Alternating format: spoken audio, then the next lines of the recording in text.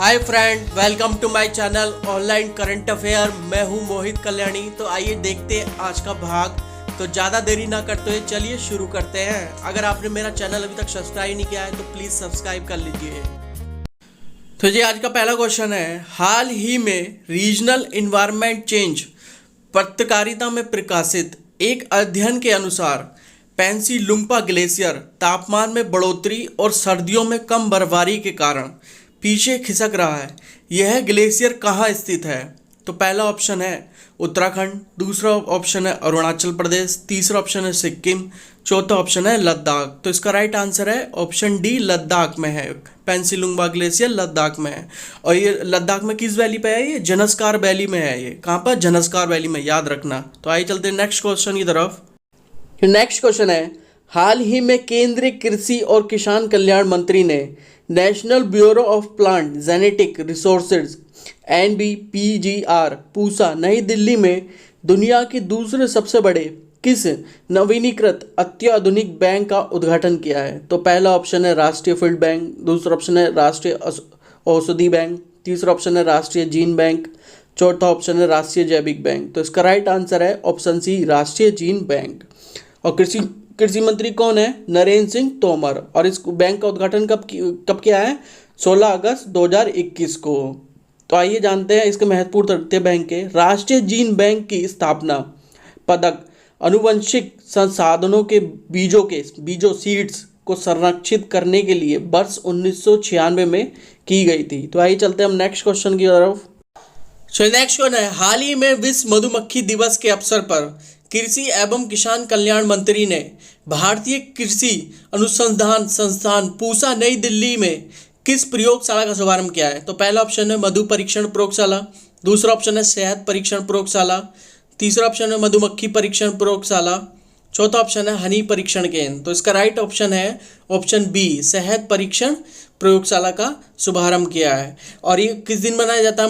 विश्व मधुमक्खी दिवस 20 मई को मनाया जाता है, 20 मई 2021 को।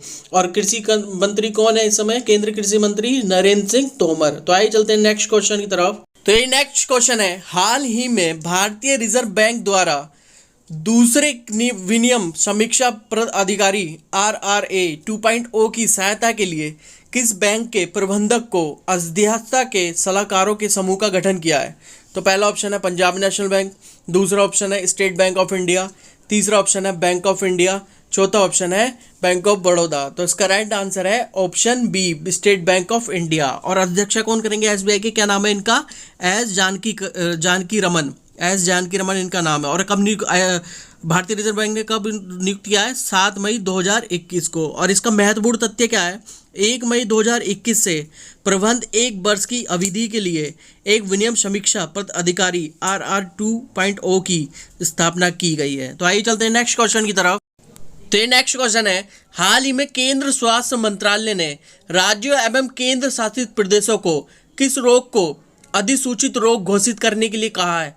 तो पहला ऑप्शन है व्हाइट फंगस, दूसरा ऑप्शन है ब्लैक फंगस, तीसरा ऑप्शन है येलो फंगस, चौथा ऑप्शन है रेड फंगस। तो इसका राइट आंसर है ऑप्शन बी, ब्लैक फंगस को कहा है। और कब कहा है?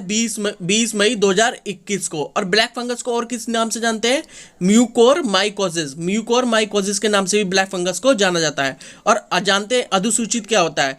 एक अधिसूचित रोग कोई भी ऐसा रोग है जिसे कानूनी तौर पर सरकारी अधिकारियों को सूचित करने की आवश्यकता होती है। तो आइए चलते हैं नेक्स्ट क्वेश्चन की तरफ। तो ये नेक्स्ट क्वेश्चन है, हाल ही में कौन से नंबर का राष्ट्रीय पंचायती राज दिवस मनाया गया है? तो पहला ऑप्शन है 11वां, दूसरा ऑप्शन है 12वां, तीसरा ऑप्शन है 13वां, चौथा ऑप्शन है 14वें नंबर का। तो कौन से नंबर का मनाया गया है? 12वें नंबर का मनाया गया है। और कब मनाया गया है? 24 अप्रैल 2021 को मनाया गया है। तो आइए चलते हैं नेक्स्ट क्वेश्चन की तरफ। तो ये नेक्स्ट क्वेश्चन है, हाल ही में सीमा सड़क संगठन BRO की दस्तक प्रोजेक्ट दंतक परियोजना की किस देश में 60 साल पूरे किए हैं? तो पहला ऑप्शन है नेपाल, दूसरा ऑप्शन है म्यांमार, तीसरा ऑप्शन है भूटान, चौथा ऑप्शन है श्रीलंका।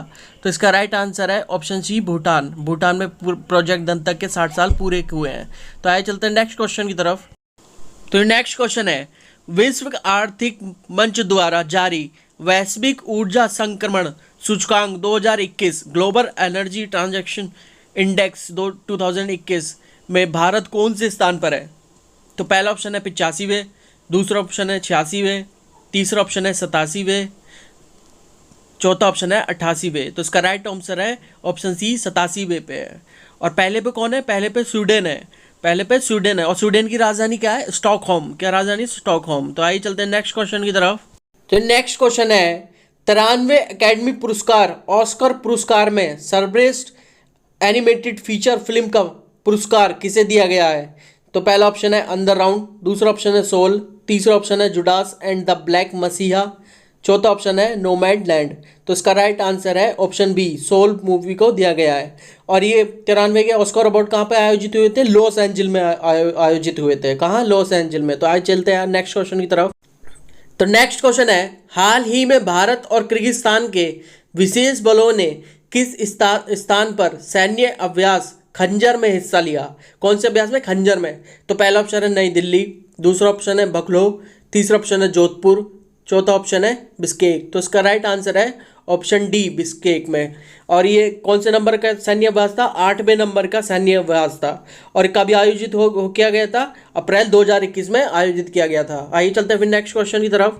तो ये नेक्स्ट क्वेश्चन है विश्व स्वास्थ्य संगठन WHO ने 2025 तक किस रोग के अनुमूलन की क्षमता वाले 25 देशों की पहचान करके साथ ही E2025 पहल E2025 इन्वेंशन लॉन्च किया है? तो पहला ऑप्शन है खसरा, दूसरा ऑप्शन है मलेरिया, तीसरा ऑप्शन है तपेदिक, चौथा ऑप्शन है इबोला। तो इसका राइट आंसर है ऑप्शन बी, मलेरिया। मलेरिया को इन्वेंटेड किया है 2025 तक। तो आइए चलते हैं नेक्स्ट क्वेश्चन की तरफ। तो ये नेक्स्ट क्वेश्चन है हाल ही में किस देश ने अपने 2005 के स्तरों की तुलना में ग्रीन हाउस गैस उत्सर्जन में 2030 तक 50 से 52% की कटौती करने का एक नया लक्ष्य निर्धारित किया है? तो पहला ऑप्शन है जापान ने, दूसरा ऑप्शन है अमेरिका ने, तीसरा ऑप्शन है चीन ने, चौथा ऑप्शन है दक्षिण कोरिया ने। तो इसका राइट ऑप्शन है ऑप्शन सी, दक्षिण कोरिया ने 2030 तक 50 से 52% तक की कटौती करने का नया लक्ष्य निर्धारित किया है। तो आइए चलते हैं हम नेक्स्ट क्वेश्चन की तरफ।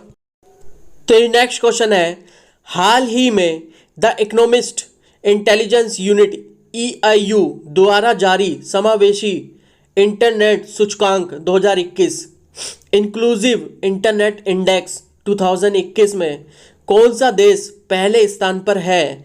तो पहला ऑप्शन है नॉर्वे, दूसरा ऑप्शन है फिनलैंड, तीसरा ऑप्शन है स्पेन, चौथा ऑप्शन है स्वीडन। तो इसका राइट ऑप्शन है ऑप्शन डी, स्वीडन। स्वीडन पहले स्थान पर है इंक्लूसिव इंटरनेट इंडेक्स 2021 में। तो आइए चलते हैं हम नेक्स्ट क्वेश्चन की तरफ।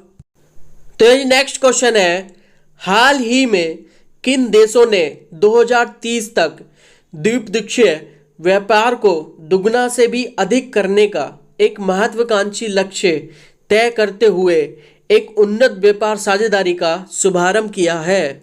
तो पहला ऑप्शन है भारत और श्रीलंका, दूसरा ऑप्शन है भारत और ब्रिटेन, तीसरा ऑप्शन है भारत और जापान, चौथा ऑप्शन है भारत और रूस।